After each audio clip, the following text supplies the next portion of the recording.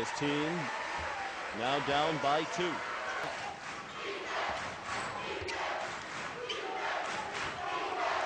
Walden to Ager, Suton, Davis, and Brown, the rest of the fivesome for the Spartans. Ager for the lead, got that one up and over the rim, and Michigan State by 1. 12 points for Maurice Ager. A really good ball movement, and Ager stepped into that one. His last 3 were short. That one he stepped into, and it was right on the money. Well, a lot of patience that trip by Michigan State. Ager off the catch and shoot did a great job of stepping into it. That's what elevated him. That's what knocked it down. Nice pin down. And Brown missed the 3. The rebound for Ager and a new shot clock for the Spartans. Hands up, John! Their wings can rebound. They can soar.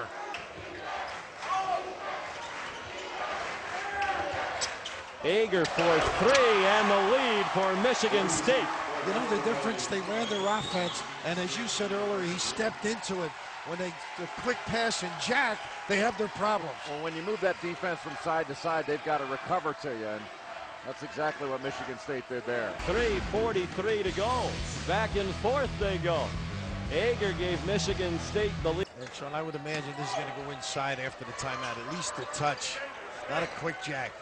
And Tom Izzo likes to throw the occasional lob after a timeout, so you got to be aware of that. So much for that. Velocity. Right. Maurice Ager with a bomb, an Ager bomb, as the student section calls them from time to time at Michigan State. Good to see him have a solid game, too. Even with the foul problems, shooting confidently.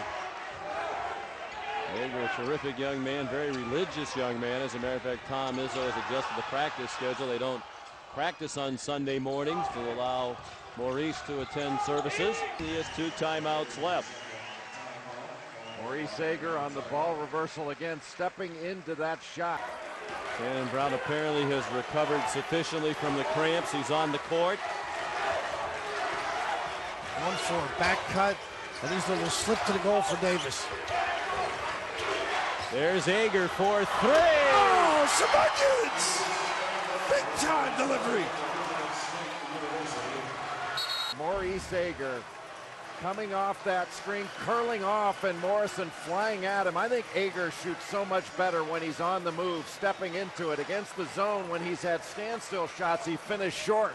But how about 13 minutes to go? Ager had 4 fouls. He's still in the game and knocks down arguably the biggest shot of the game. The biggest shot, and also, Jay, the defense is coming at his hand, the shooting hand. That's very distracting, usually disturbs people. Great concentration. And Tom Izzo rewarded for the confidence that he showed in Maurice Ager, putting him in the game. Michigan State has a lot of different options they can run. They've got 1-4 sets. They've got 1-3-1 sets. Ager has been Tom Izzo's main man down the stretch here. He has 15 points in this half. Ager, 3.5 seconds to go. He rises, he scores! Ager with a bomb at the buzzer, and we're heading for overtime. Agers! How about that finish?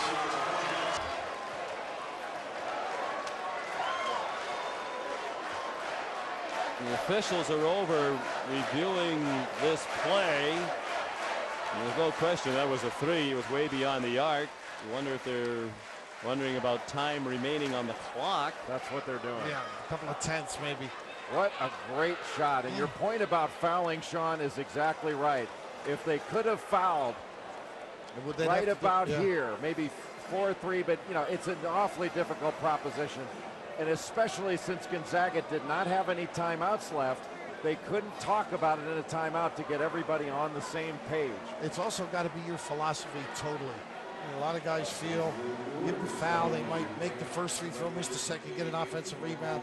It's got to be within your system and discussed, and what a big-time delivery. I'll tell you what, do you think Tom Izzo is glad that he put Maurice Ager back in with 13 minutes to go and 4 fouls? I mean, you know, it was a gamble, but it paid off big because Maurice Ager, nobody's hit bigger shots in this game than he's hit. Well, Sean alluded to it. You know, you've got to trust your players to use good judgment down the stretch to stay on the floor. Tom Izzo talks about how talented Maurice Ager is, says he might be as talented as anybody they've had at that position. And he's made a believer out of me tonight. To back up that statement. Long rebound and Neitzel. Ager to Davis. What a pass! What a run by the big guy. What a great job by Davis of running for, and that pass was absolutely spectacular. Off the dribble, too, which is tough. A lot of guys can't make that play. I think Judd's, he doesn't care who wins. He just wants to keep it going. I mean, if you love basketball, this is a dream. And for Judd, it's hard to cheer for one team or the other, but he knows he's taught a lot to both coaches. And he must be so proud to see the quality of the coaching we've seen and how much he has generously offered his counsel to these two men over the years. Is he taking notes there, Sean? I thought he was looking down to write something. Knowing Judd, though, he may not remember the first part of the game. It's so long ago. Ager makes the free throws. Then Ager controls. Under a minute to go. Michigan State with a chance to tie or take the lead again. Tom Izzo calling a set for his team to run against this 2-3 zone. Ager into the lane. Tough runner, and he made it. Well, the end of the year, he'll be Big Ten on the Big Ten team. That's when it counts. What a penetration and delivery. Leading them back at the second half, and he's carried it right into the overtime. 28 points, 22 in the second half. Yeah, what more can you ask of him? He has been extraordinary. I mean, some guys don't have that kind of performance in a career, let alone in one game. You know, you brought up the point in the commercial. You can draw a charge under the rim. If I'm in the post position and I start backing you in and knock you over, it doesn't count that way. That can be, you know, considered the right call. But that play was a little bit different. Ager returned at 13-11 remaining in the second half with 4 fouls and has played unencumbered by the foul trouble. He's been brilliant. 1 minute gone by in the second overtime.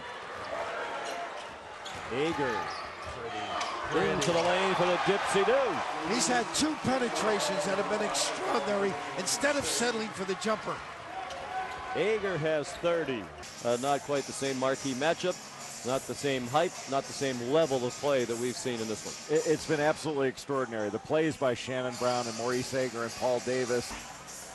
For Michigan State, it's been all about Maurice Ager.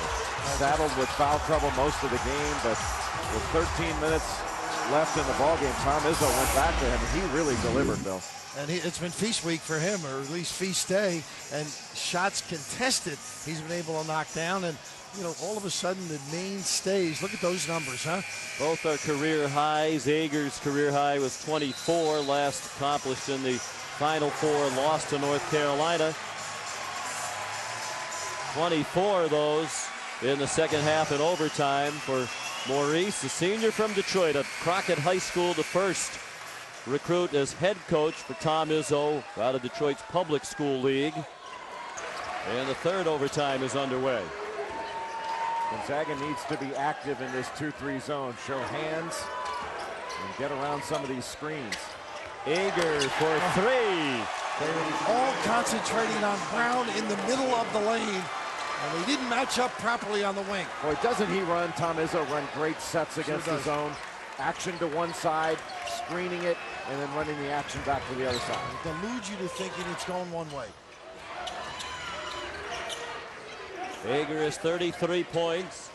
One of the great games in the 22-year history of this event. The premier in-season, early tournament, end of regulation, down by 3. Maurice Ager tied it at 80 at the buzzer in this tournament. What a ticker. Great release. Taking advantage of size. Ager to Brown. Ager, deep 3! Oh, my goodness. Michigan State the lead. Again, a very small difference between the game clock, which you see, and the shot clock, which is at 30 as Gonzaga calls a timeout. Is there any limit to the heroics of Morrison and Ager? What a thriller. Wow. Ager with 36, 12 more than his previous career high. He's had 30 since the half. He had 3 fouls at the half. He picked up his 4th early in the second half, went out of the game, came back with 13-11 remaining in the second half, played the rest of regulation and all of these overtimes without fouling out. Played 28 minutes with 4 fouls, and finally fouls out with 36 points.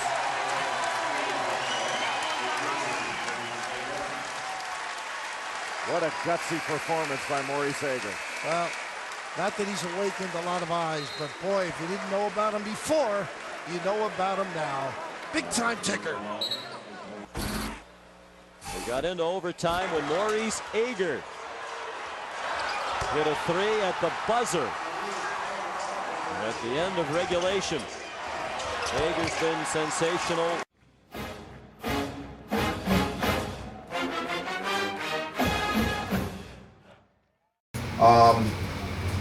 Also, if anybody knows